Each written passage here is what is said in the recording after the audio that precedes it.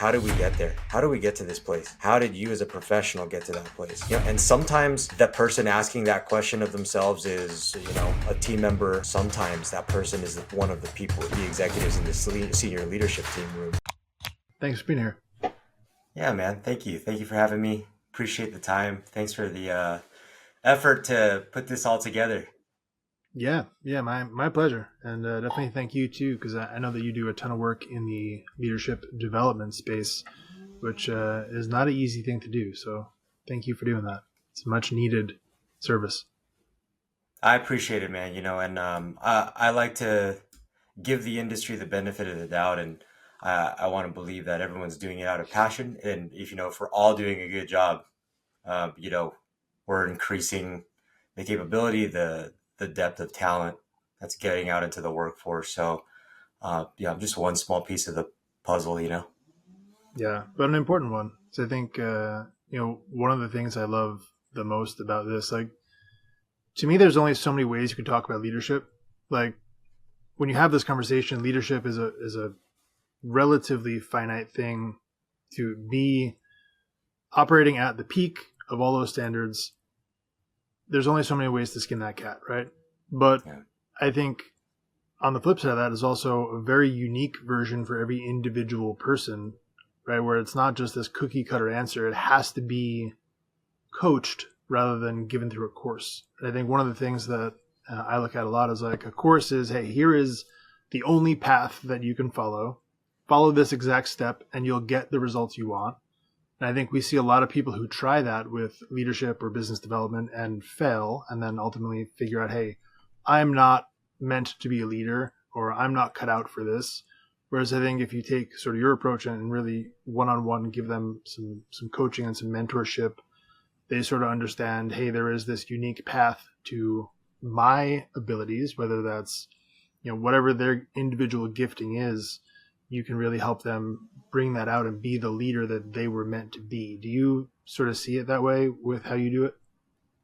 Yeah, yeah. What I'm taking from that and how I'm interpreting that is everybody has a preferred mode of learning, and I think that that is a coach's job first. Whether you're a sports coach, if you're teaching martial arts, if you're helping develop systems, policies, and procedures, or developing leaders, I think the first job is to listen, actively listen and understand and make some informed assumptions about what path of learning and development is going to allow this person to receive information best, process that information best, and most importantly, apply it. Yeah. And to your point, I do believe that. I think some people prefer learning, a system, a protocol, and then being given the space to study it like in a silo. And that's one thing that I've learned through like my time in corporate business is if you're rolling out a change initiative, you want to ask people like how are they going to receive information best, process this and carry out expectations to the best of their ability. Sometimes people need the space to process that information. Sometimes people need that leader or that manager's time outside of that presentation for a Q&A. And I've seen a lot of leaders mess that up where they get frustrated. They think the keynote was the learning and development, but for some of their staff, that's just the beginning. The Yeah. real learning happens when you open your door to a private one-on-one for that maybe that staff member who's a little shy about looking dumb or asking something dumb in a public setting, but they're gonna give you some truly eye-opening questions in a private setting.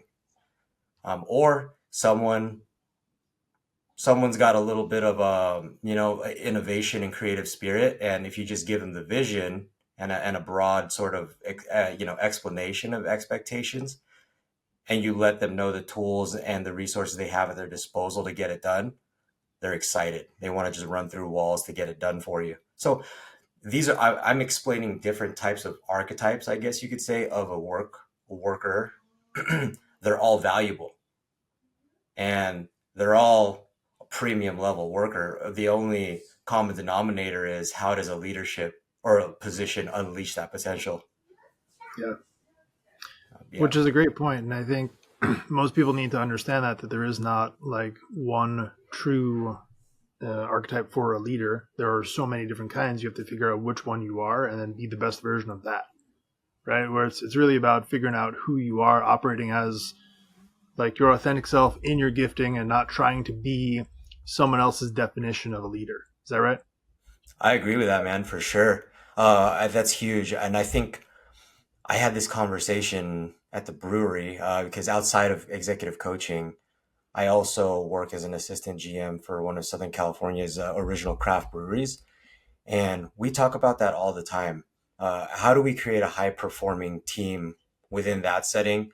And me and the general manager, one of the things we agree on is when you have an opportunity in a leadership or management position to admit your fault or admit you're wrong or admit that there's a learning opportunity, you take it and you share it immediately. Let the staff know and cultivate an environment where making mistakes, we're not demonizing that because we're reframing the idea of trying, failing, shooting your shot, coming up short. The result there is new information, new wisdom that you didn't have prior. And so I think that that's another soft skill and subtle thing that like large consulting firms kind of miss when they come in. They're brought in, they earn these huge contracts, and I'm not throwing any shade. They got to where they got because of some extremely successful outcomes. But I have colleagues that have shared that, just in casual setting, talking amongst friends that have gone through significant change initiatives where it feels like something feels missing. The system that you talked about earlier is dialed in. It's impressive. It's research backed, but it never felt like they were being shepherded through change. It felt like a bulldozer was brought in and change was happening. And I think if you're an executive, at the end of the day, change is inevitable, especially when you're willing to pay that level of an investment to shift your organization in a different direction. But that's my thing is if change is inevitable, the only thing that we can do different is how your people feel when they're being shepherded through that process. Mm, it's true. I think a good point to that too is realizing that a lot of the people who became these larger operations did so by being small operations first. So I think that sometimes we forget that. Like the idea of growing a business, you want to grow the business larger, you want to be able to serve more customers. But like the skill was developed, when it's 5 customers, 10 customers. That's when you really, like fine tuned your ability to serve. And then I think what winds up happening is they get to the point where now I want to serve 500 customers, I want to serve 5,000 customers. And it doesn't work the same way at scale because now you go from coach to course and you go to say, hey, I can only give you this amount of information because I have to serve 5,000 people at a time. Right. So while the fundamentals may have been right, I think at a certain point you realize, or you should realize, it's not always going to be scalable, where you have to really step back and kind of meet people one-on-one where they're at. And I think right now we're in this sort of phase where people are expecting results and they're not getting them, and they think, hey, I'm not meant to be a leader, or I'm not cut out for this. And I love the way that you use the word brave, and I think we'll get into that in a second. But to me, being brave is admitting your faults, admitting, hey, I'm human. This is real. Like, real life is a little bit messy. You're not celebrating necessarily the result, but you're celebrating the effort. Like, hey, I don't care if you hit the metric exactly, but did you learn something? Are we closer today than we were yesterday? Right. So like for you, is that the definition of brave, or does it mean something else? Or what does that mean for you? Yeah, I think it's a combination of what you said, in terms of um, taking, and appraising the progress and putting a premium on effort over outcome. Because if you can create a healthy relationship with the sort of effort that people are willing to put in when they check in.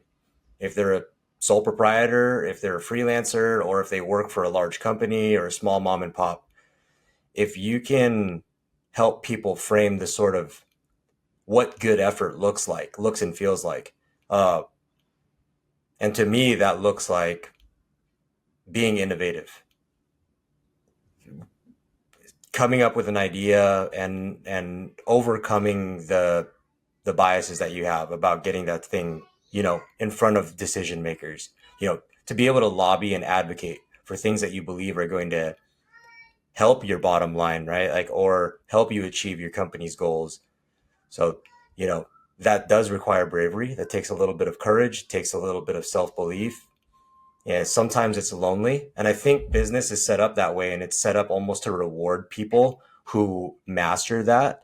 And there's unfortunately not too much coursework or education on that, right? Like, there's not guidance on that in high school. People don't say, hey, you know what? Actually, if you find a way to balance diplomacy with a fierce advocacy for what you believe in, you're going to go far, actually, in corporate business, or if you're in the restaurant setting. If you learn to advocate with gravitas, that's what is going to get you into the highest rungs of leadership. No one really talks to people about that, because I think the people that know it. And sometimes I think that I again want to be positive in as many respects of life, but if we're just talking about the human condition, I think the people who got there know it, and they're happy letting people find out for themselves if they find out, rather than just openly sharing that. Well, I think there's a couple things there. One is, I think that you sort of have to figure it out for yourself to a certain degree. Like, you could be informed about it, but I still believe you have to personally go through it to really understand the gravity and the importance of it. Yeah, totally. But I think there's a bigger part to that, is that I struggle to think of a leader in the public realm that you can call on that, say, exemplifies leadership to a high degree. Right? I can't think of a leader that you could ask 50 people on the street and they would know who it is that exemplifies that. We don't have them in our society. Yeah. The people who are currently in leadership roles, whether it's government, whether it's business, whether it's community, those people don't necessarily exemplify high-level leadership. And, we're at a point now where I think we have to take accountability personally and start in our own home, right? I know you have a young daughter, right? Yeah. So, like, for us to lead ourselves well and then start being that example for our kids, it's going to take a generation to really turn the tide of what it looks like to be a good leader, to lead with integrity, to lead with heart, not to lead with fear and lead with an iron fist, because I think that's the example we've been given, and there is no integrity at scale. We have to start those things at home. And, I love having this conversation, especially how it can shift from in the workplace to even with your kids, right? Because I think that there's a lot of the same principles in how you lead, whether it's an employee or your daughter. There's a tremendous amount of crossover there. Do you see it the same way? Agreed. Yeah. I think it's the same level of care. I think it's the stakes, if you care about your people in your organization, it's going to feel the same way for sure, with the level of decisions, how you treat your people, how I like to use that word shepherding a lot, because I really do feel like you're like a Sherpa sometimes, you're leading people through, like, tumultuous territory. And there are a lot of parallels. I do agree with that. Yeah. Yeah. It's a very interesting experience. I know right now this is your first child, right? So yeah, at 2 years old, they're really starting to like develop into a real personality and like starting to really get into stuff. And it's a little chaotic at times, but for sure. It's a lot of fun. And as they continue to grow, it gets way more chaotic, also way more fun, but way more chaotic. You're really selling it. You're really selling it. It is one of the best things ever. Honestly, I was telling my wife this literally last night, that there are some times where I will lay in bed after the kids are asleep and be like, I want to go wake them back up because I miss hanging out with them. Like, I Yeah. think if you do a proper job of raising your kids, and it is tough, there are some times where you got to lay the hammer down. That literally happened yesterday for my son. We had to figure out, like, hey, what's a good consequence for he made a bad decision? Trying to figure out how do you navigate through that? Because you don't want to just say, hey, you made a bad decision, and he owned it immediately. Like, yeah, I made a mistake. Awesome. I Yeah. realized it was a dumb thing to do. Where do you fall in that? Do you like, all right, let's look at just the consequences. Let's take away your video games for a week and punish you. And what is that going to teach you versus, hey, are we going to also celebrate the fact that you owned the mistake immediately and Yeah. said, hey, this was stupid. Let's correct that moving forward. To try and, like, how do you Yeah. navigate the two between leading with love versus leading with fear of consequence? I think that's a really difficult thing for some people to navigate. For sure. Yeah, it's tough, and I mean, there's so many roads to that lead to Rome in that regard, Yeah. and if I were to just empathize with that situation, I believe, recognizing the things worth recognizing is important. Um, and there's research that shares that, having a strong recognition culture is heavily tied to potentiating high performance in teams. I think leaders, I've been in these circles of conversation where there's a shared concern. Hey, I don't want to, I don't want that person to let up. I don't want them to lose steam. There's that correlation of pat on the back equals they're letting off the gas pedal now. Um, I think, I think if you build a culture around recognizing the things that are truly worth recognizing, if someone did a good job, you acknowledge it. You reinforce the things that you want to continue to see. And if Yeah. you can too, if you can articulate it, let them into the executive room a little bit, whether you're parenting or in a company. Why is that? Why is it worth recognizing? Hey, I want you to know that the time you took with that client to walk them through that process when you didn't have to, you could have passed them over to Cassie over there to appointment set for you, but you took the time to really walk them through the why and the how. You really showed up with some customer service. You just locked in a loyal customer. And look, man, if let's say you go and leave this company, chances are they're following you. They're not staying here.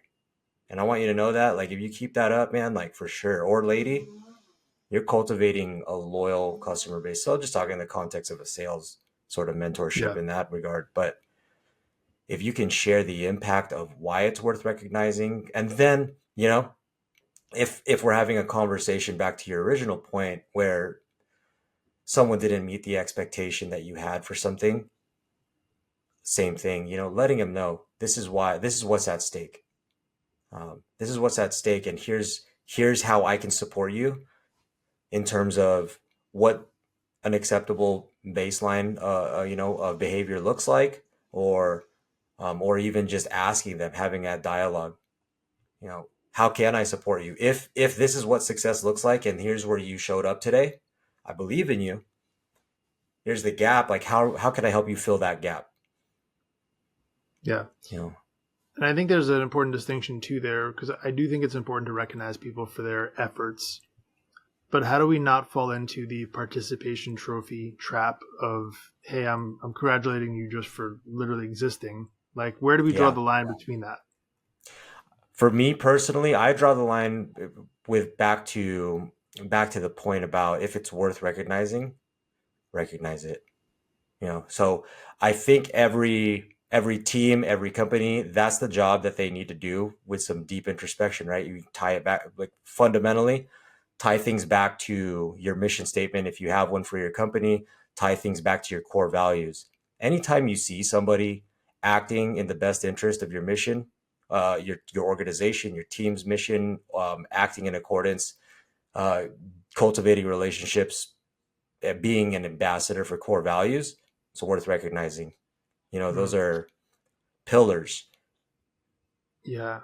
I love that you brought up mission statement, because I think that's a place a lot of people fail.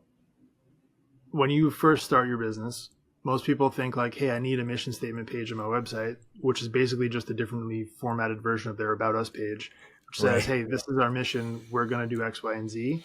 They write it on the website and then they forget it ever exists. Like for you and your perspective, how important is having a real mission statement, not just on the website, but like that people know in their hearts? Powerful. It's when you go through the darkest of dark times in your organization, it seriously is your North Star.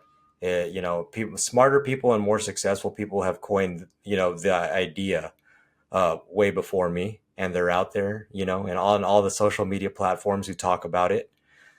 But and for anybody who's like a Lord of the Rings fan, Frodo got the he got the pendant, from the queen. It really is a light, because if you have a mission statement that you've formed and you've gone through a process that allows you and your stakeholders to say, this is what we stand for, this is why we exist, you're going to be able to funnel every complex decision, every challenge through that. And that's going to be that stepping stone that is going to allow organizations to create a roadmap of behavior, of action that's going to be in alignment. Because we said it again earlier in our conversation, there's so many paths that lead to Rome, and they're all theoretically correct.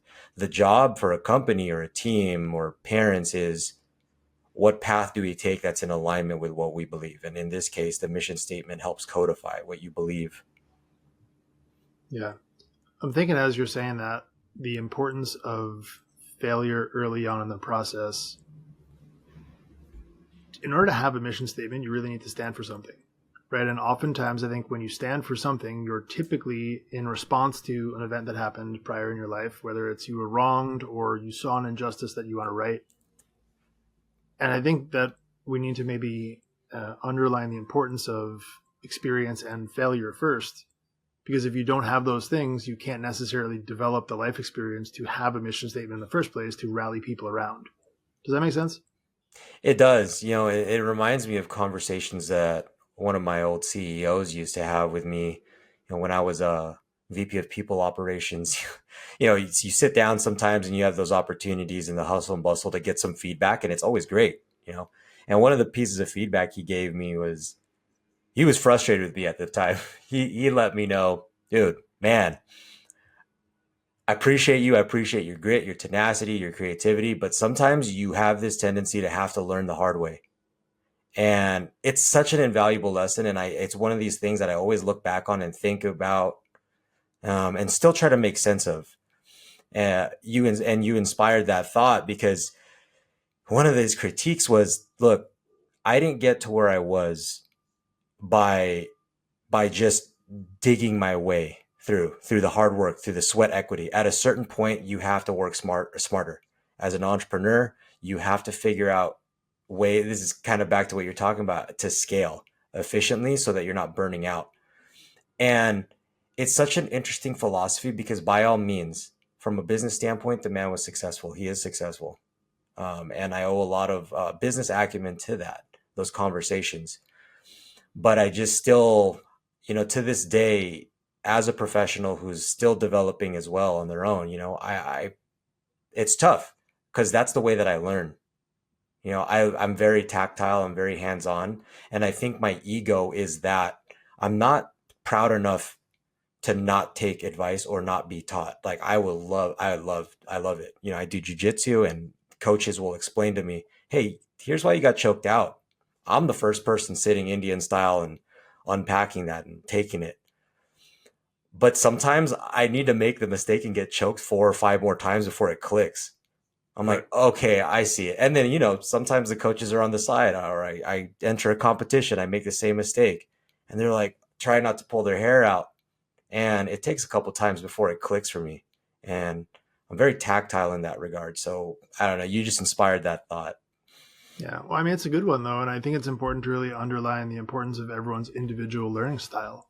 Because, like, you can't necessarily just think your way to success. At a certain point, you have to go out and act, see what the feedback, the result is, and then, change your approach and do it again, right? Measure it. And I think the best, most successful entrepreneurs / people are continually shortening the feedback loop, where they're going Yeah. out there, making a mistake, analyzing the result, and figuring out, hey, how do I go do it better? And it's just this continual process of doing that over and over and over again until it becomes smooth. And I think that's the kind of lesson there, is it's not one extreme or the other. It has to be both. It has to be harmony. There has to be a little bit of go out and make the mistake, right? And learn your lesson, but then come back and understand, hey, why did that happen? How can I make it better the next time around? Rinse and repeat over and over and over again, and just never freaking stop doing it. And I Yeah. think that's the tenacity and the lesson people need to learn. But it doesn't look the same for me or for you. It's very different. And we can't force someone into this process and be like, hey man, you suck as an employee because you learn different than me. No, like let's figure out, hey, how do you learn? And then we'll tailor the system so we can make you the most successful version of you possible. That's, I think, Absolutely. the easiest way to build a successful company, is not to try and get 30 people who happen to fit the mold and then just make them do work. Let's Yeah. figure out a bunch of people who are passionate about the mission, find their creative genius, and then let them operate in that zone. They're going to work Absolutely. harder, they're going to work smarter, they're going to work better because they truly enjoy it and they feel fulfilled as part of the overall mission, right? 110%. Yep. Yeah. Absolutely. So I think the question becomes then is, if you are not in a leadership position, you're not the VP, you're not the GM, you are a lowly worker. How do you start shifting the way that you show up for yourself, so you are creating this ideal environment, right? Because there's an aspect of leadership. Doesn't matter if you have the title, you can still lead people, right? Do you see it the same way? Absolutely. And I was just going to say that's one thing that I've always said, and both as a full-time part of an organization and in coaching, one of the early things I lead with is I like to remind and qualify for people. Managers and leaderships are not leaders are not the same. You know, to be a manager, you're given title, you're appointed that position, and that position comes with certain responsibilities and expectations. But leadership, like you said, Jim, show up at any rung of the organization. And it's always nice when someone is a manager and they're a leader. But it's important to understand, and I tell this to managers a lot, just because you're a manager, it's not a it's not an automatic ticket to being a leader. Right. Yeah, and that's, I think, a lesson that requires someone to put down their ego and pride, right? Which is the thing that a lot of people struggle with, is that ego and pride of saying, hey, I am a manager, you have to respect me because I have the title, right? And I think people get that really reversed. They attach their identity to that title rather than just saying, hey, this is me being a manager is a part of who I am. I am this individual person. These are the skills, the parts of my life that I want to share with you. Manager is just one of those. Right? So does the authenticity part, you think, need to come first? Yeah, absolutely. And I think no matter what someone's authentic character looks like, there's I'm a big believer in that as well. If you are a tough love type person, if you're a matter of fact black and white type person, you're better off embracing that and then working a path to refine that, right? Like refine that. Like how can you leverage that sort of action and that behavior and leadership style with your people to get the most out of them without, with respecting individual human dignity on the people on your team. If you're a collaborator, if you're creative, if you're just, you're so excited about, rolling out the new product and then iterating and getting the think tank going, lean into projects and executive initiatives like that. And to get back to kind of your initial point about what if you're a worker, how do you start to build and shape a destiny for yourself, or uh, a case for maybe career trajectory. I've seen it actually at the brewery. There was somebody who's entry level and they came in, they came in at a tough time in their lives and they're still pretty young too. Uh, and something clicked recently, you know, all of a sudden, and you can sense it from a management standpoint, from a leadership standpoint. You pour enough into somebody from an accountability standpoint, from a guidance standpoint, and then recognizing what's worth recognizing. And one of two things happens. At a certain point, someone in a company setting maybe shows you it's not all that important. Development is not all that important. All this guidance, the accountability, I'm just going to continue to be how I am and show up how I am. And maybe they go through their life. Maybe they leave that organization. Or something clicks and they start to run with that. They start to show up a little differently. The things that you used to hold them accountable for, they start to diminish those frequency of conversations. And then as a leader, you're almost like, you're kind of gaslighting yourself a little. You're like, what's happening? You kind of just, and then you just have to get out of your own head and say, okay, no, just recognize that effort. If it happens again, no big deal. We just have to go back to the drawing board and meet that individual and give them the accountability they deserve. Give them an opportunity to do something about it. But then their relationships start changing because maybe they're showing up a little bit more positively. The things that other people used to be complaining about that individual are no longer there, and their relationships with their peers are starting to change. And maybe little do they know, they're a little bit happier, maybe because that friction's going away. So I think, it's a very long and drawn out way of painting a picture of what can happen when somebody starts to drop their guard just enough to trust that, hey, if I'm getting sat across the table from my manager and they're taking their time out of their day instead of being out on like the floor with the rest of the team, it's because they care, not because they hate you or they're out to get you. It's a tremendous amount of overhead for the two people to be sitting there instead of doing the work. So I like to think that if a leader can find a way to communicate that and reinforce that, hey, we're here right now when we could be doing our primary work today, but like, I believe in your capability. You just got to demonstrate that you're coachable. Run with this. Yeah, I think there's probably an argument to be made too that time spent together is more valuable of an investment than if they are just out there in the field doing their job, checking boxes. I believe it. Yeah, I believe in that. Yeah, and it's one of those things you kind of got to trust it. You got to, you have to do it a couple times. And I think the best case scenarios are when you do start to see somebody start to apply some of those conversations, and you'll feel it. You'll feel it as a leader and a manager. Where do you see imposter syndrome fit into that? I think it depends on where someone is starting to feel at odds with their authenticity. If, with like things like public speaking, I see that a lot.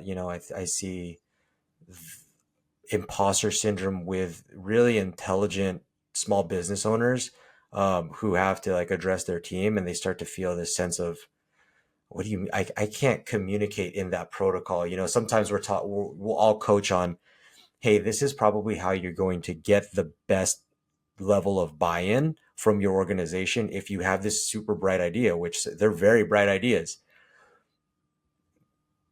I think reminding somebody of what they're strong at, right? Like what they have an opportunity to help people, their team, with their zone of genius. So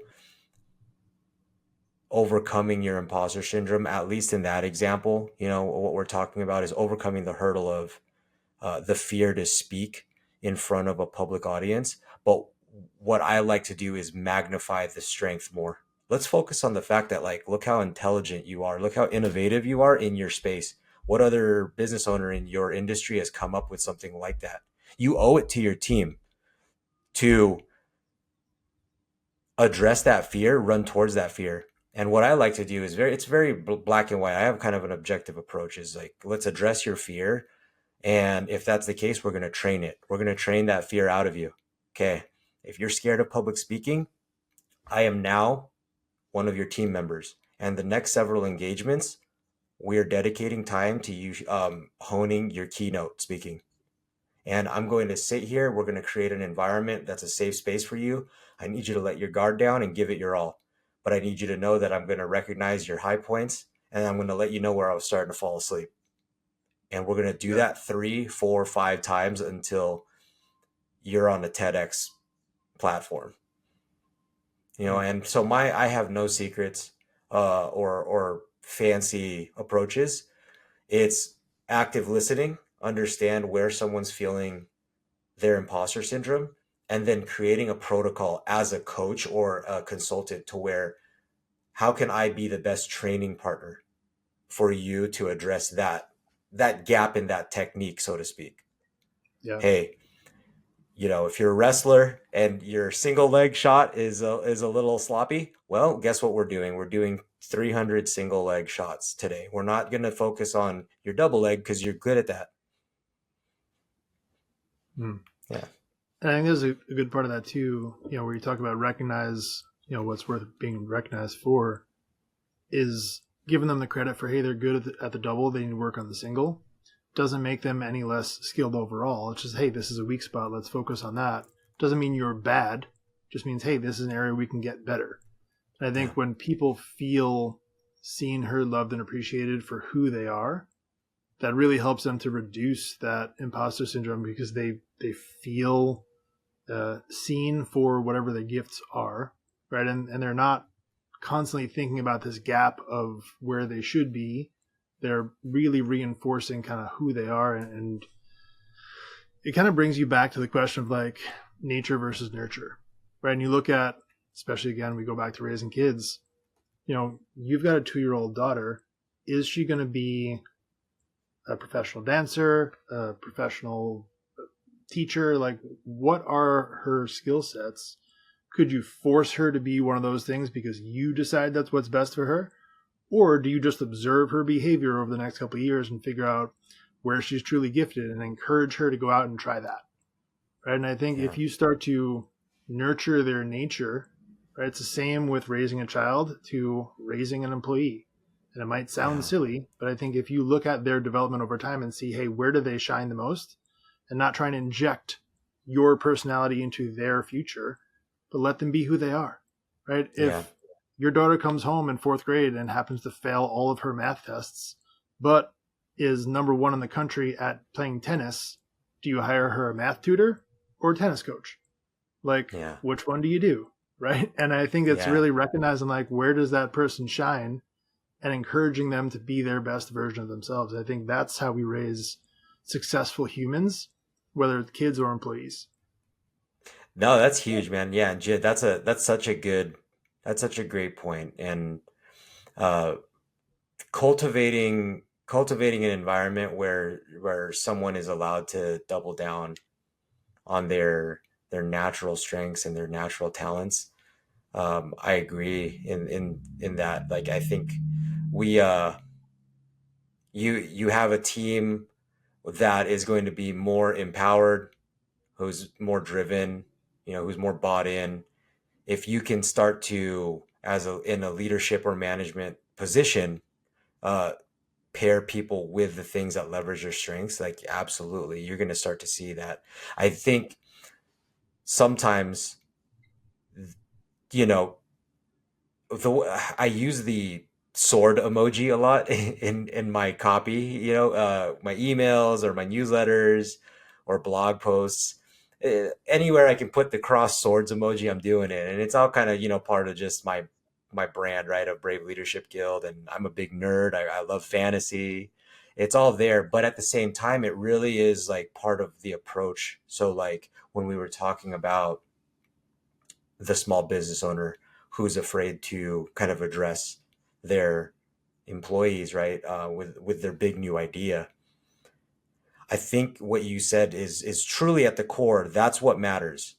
That if that individual that I use an example is happiest and their zone of genius is being tapped in the R&D room, 80% of their time needs to be spent there. Yeah, if they can build a life, around that and delegate projects out to their other stakeholders, that keeps them there, they should do that. I think the company will thrive much, much more. Um, sometimes, sometimes that talent though puts leaders in positions where they're going to have to face areas that are gaps though, right? And I think sometimes it's like it's worth taking them into the blacksmith, so to speak, and forging a weapon or two for them to address it. But I do agree with you at the bottom line. If someone's in sales but they're a better editor, what are we doing? We're probably someone should probably in that organization be advocating and asking the question, how can we get this person into the editorial department instead of talking about exit strategy? Yeah. Or at least tap on their knowledge of editing and how they can apply that to the sales process, not just say, hey, this is our sales process, follow it or get lost. So I see that a Yeah, lot too, right? You want to say, yeah, hey, if you have a zone of expertise, can you apply it to this thing that we're doing? Just because we've been doing it for 15 years doesn't make it the right way to do it. Like, we could always be better. Let's inject some of your personality and your experience into that. I think yeah, that's where you start to get into the successful companies and successful teams are not the ones who are looking for who's going to get the credit, right? Where credit just gets passed around. No one cares who yeah, gets credit because everyone's winning. I think that's where you start to see the really successful teams, the successful businesses, because everyone is winning. Winning is fun, right? We like to win, but in order to win, we have to really celebrate each other and not win as an individual person, but how do we win as a team? I think that's the focus we really got to get to, is like focusing on, hey, the scoreboard doesn't say Andrew 5 points, the rest of the company 42. Like, the scoreboard says the company's name, not who individually contributed the points. Let's yeah. worry about getting the entire company up there and focusing on, like, hey, how do we get each other better, not just what's in it for me. And I think that Mhm. also comes from a lot of self work, right? We have to be willing to do the work on ourselves first so that we can show up and serve other people. Do you see it the same way? Absolutely. Yeah. If you're in a position and you show up to work with a chip on your shoulder and you feel like, hey, I need to make sure that everything, every accomplishment I achieve is needs to be recognized or it's getting lost in the sauce. I need to constantly be building my case and advocating for myself. You probably need to ask yourself why. How did we get there? How did we get to this place? How did you as a professional get to that place? And sometimes the person asking that question of themselves is, a team member in a large department. But sometimes that person is a line manager. Sometimes that person is one of the people, the executives in the senior leadership team room. And it doesn't matter where it starts though, right? Like, because this is back to that leadership philosophy that leaders pop up anywhere in the organization at any rung. And if you're somebody as well in an organization who can help facilitate that conversation, you don't need to bring an outside coach in for that. If you're just an empathizer and you genuinely are an active listener, help someone unpack that. Hey man, or hey Sally, I see that you have a chip on your shoulder. You have this thing about like always needing to be recognized or like taking credit for everything. What happened? What's happened to get you to that point? And then learn about that. And then let's reverse engineer a way to lighten that burden that that person's feeling about that. Yeah. Maybe starting with a healthy recognition culture.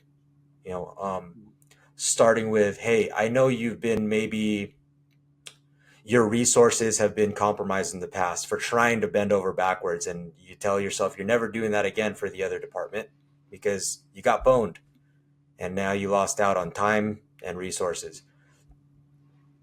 8 months has passed. Try it again.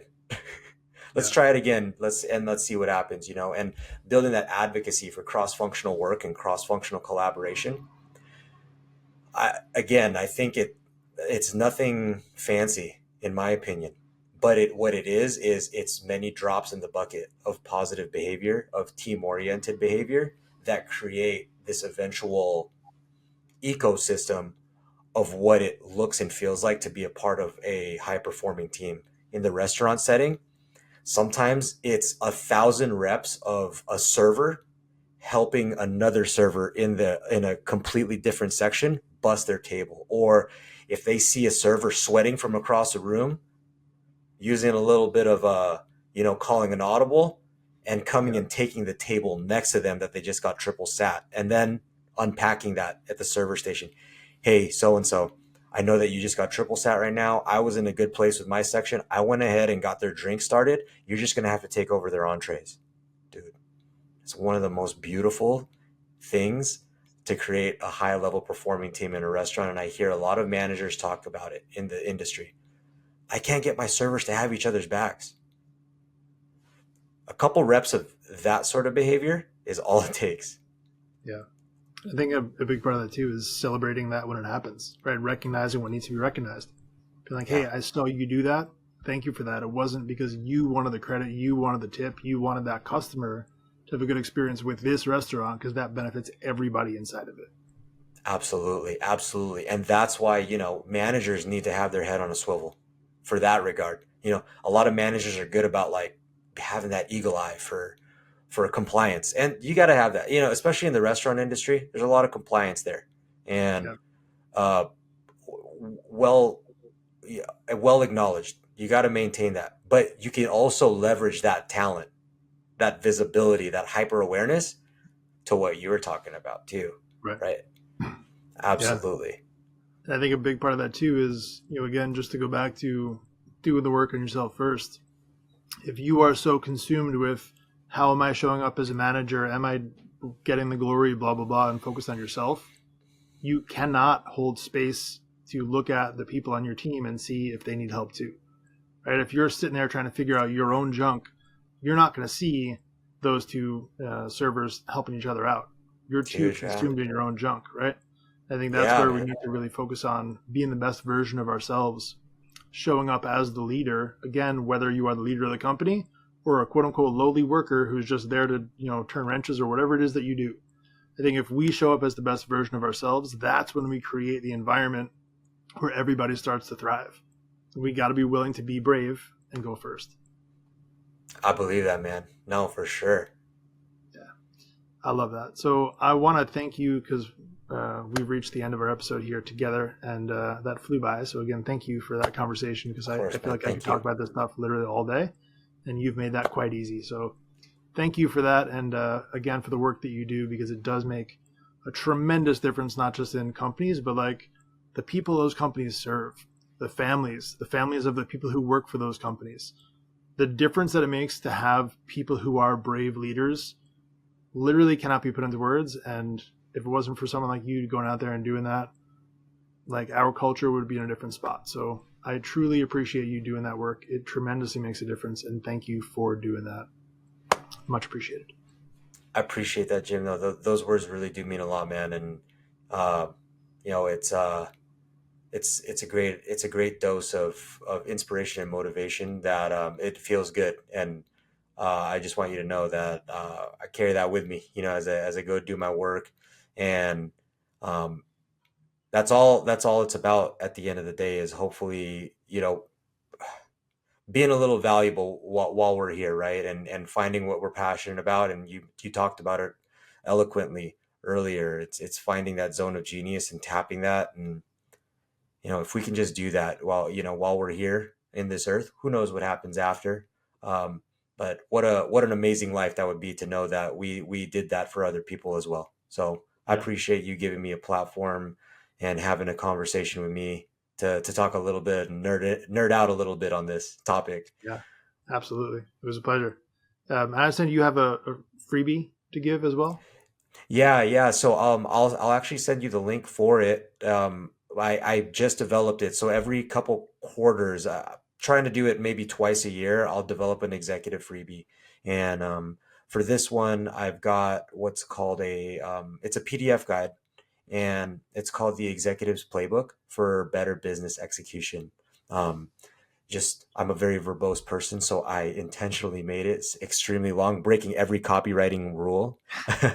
But essentially, what I did was I compartmentalized my 15 years in business operations, and then I created sort of like templatized roadmaps for all the significant change initiatives that I've led to hopefully equip executives who have to like lead change initiatives if you're doing a corporate relocation.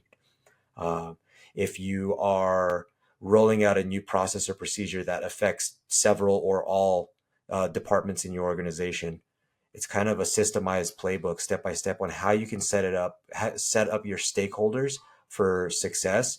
And you can do it with the power of your own shareholders in your company. So That's I'll give awesome. you the link for that. Perfect. Yeah, I'd love to share that. Thank you. For sure. All right. Thank you, man. Well, it's been a pleasure. Thank you again. I appreciate it, brother. You have a great day. You too. Hey, before we go, I would just like to ask a favor if I could pray for you real quick. Dear Heavenly Father, I want to thank you for this opportunity to gather today with our guest, Andrew, and our esteemed podcast listener who's listening to this message right now, and maybe hearing for the first time that they are valued for who they are individually and not having to fit the mold of whatever traditional leadership might look like. But I ask that you continue to show up in signs and wonders and help them to realize that they are valued for who you created them to be. That everything that they thought might have been a detriment to their career or a downfall is just a gift with a slightly different perspective. Father, I ask that you continue to show up in these people's lives and increase their faith where they understand the work that they are putting in is for a purpose. And even if it may not be clear right now, even if there might be some turmoil in their life where they feel like they are not necessarily in the position that they want to be, they have the understanding that they are exactly where they need to be in this moment right now for the purpose that they were put on this earth to fulfill. And I ask, Father, that you continue to remind them through small signs and just increase their faith so that they understand things will work out for their good at a certain point, and they just need to keep showing up. And I ask that you continue to remind them of that on the daily. They are worth it. They're valued. They're a great contributor to the society and this great purpose. And all of these things we ask in your name. Amen. Love you.